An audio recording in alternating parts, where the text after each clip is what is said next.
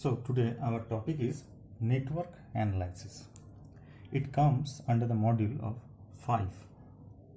In this particular module, we are going to learn the basics of network terminologies like arcs, nodes,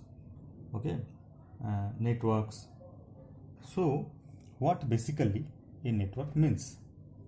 We have already have a brief idea of network while solving CPM and part problems in the previous semester. We know what are events, what are nodes, etc. Now, let me tell you what the things we are going to learn in this particular module.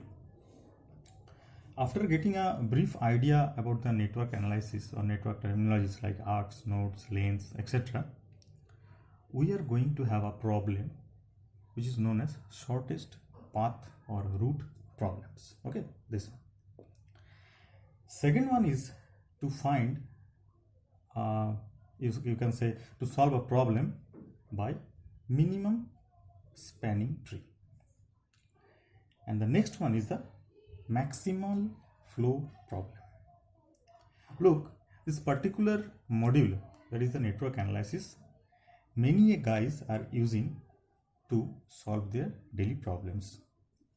Like computer science guys are using this particular network analysis theories and also using the different tools like shortest path or routes, minimum spanning tree or maximal flow problem in selecting their bandwidth, or you can say selecting their distance, lengths. So this particular network analysis are being used by many departments. It is, you can say, it is an interdisciplinary subject also, you can say. Now let us start with this particular network. So before I start with this particular network, I would like to say a network, or you can say graph. You can say graph. There is a basic difference between a graph and a tree. Tree does not have a loop. Say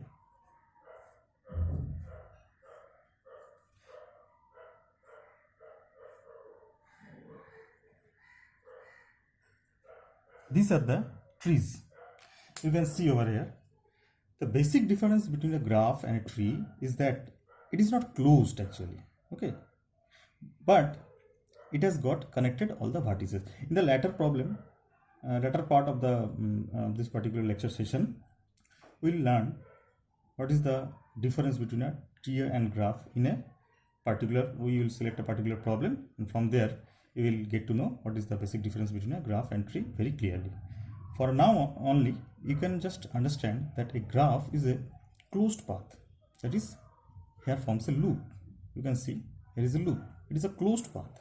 This is the graph, and this is the tree. Tree means it cannot be closed. So it is open. It cannot form a loop.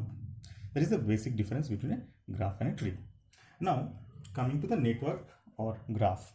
A network or graph are diagrams which are used to represent various situations. The network above, this is the network. This network might represent the distance between towns A and G. Say these are two towns and these are the distance. These are all the 9, 2, 6, 2, 1, 12. This all, you can say, these are the distance. Or the cost of laying cable between locations. You can say these are the costs of laying cables. Cables mean, cables for connections, electricity, or networks like internet connectivity, you can say, whatever you can say.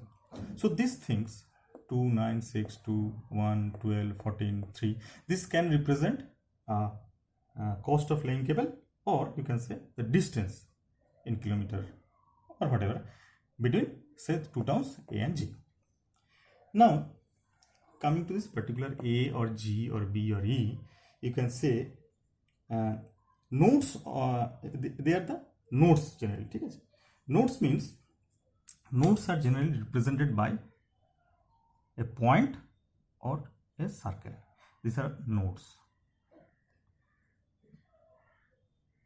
Okay, so you can say A, G, B, B, E, C, D, and you can say A, C, D, F. Say this is the F.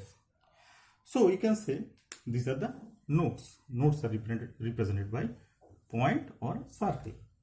Okay, and these are the points on a particular network. These nodes. Okay.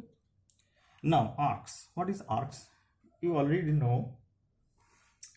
Arcs or edge or path. This can be represented by, I will show it here only.